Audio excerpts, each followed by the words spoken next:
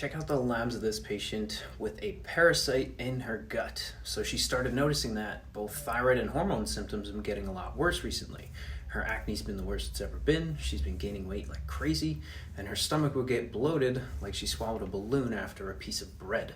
So she's tried antibiotics, thyroid supplements, Accutane, but let's look at the contributing factors for why she was having these symptoms and what we're gonna do to rebuild her body so that this doesn't come back. So we ran some blood work on her, and really the only thing that jumps out on this page, well, two things. One being the white blood cell count at 7.5. Although that's not out of the range, it shows me that her immune system's flaring up on something.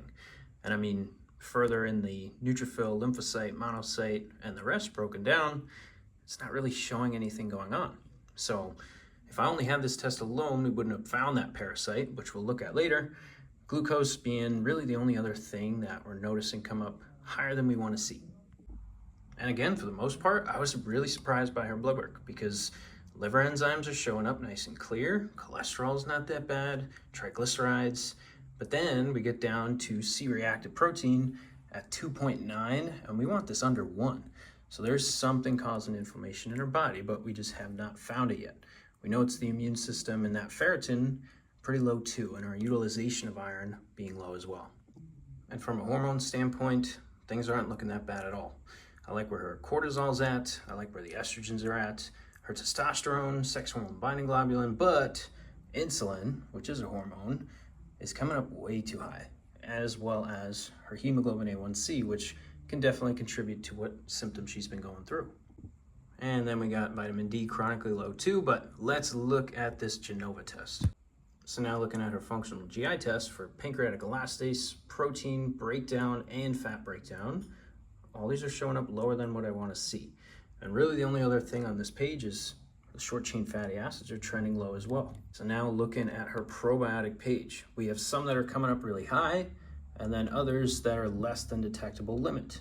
So this is your stereotypical microbial imbalance. She has some probiotics that are very high and some that are, well, they can't even detect them. And further seeing that on the culture page here, so the good bacteria aren't showing up as strong as we want, and then the bad ones are showing up instead of the good guys. So total imbalance, and then 2 strep infections here, and 1 hemolytic E. coli.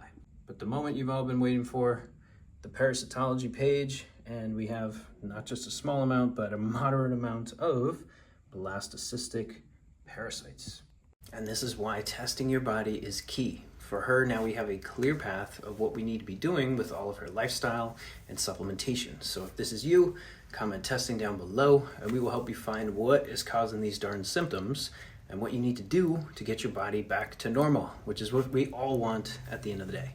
But I'll see you guys in the comments, and stay tuned for our next video.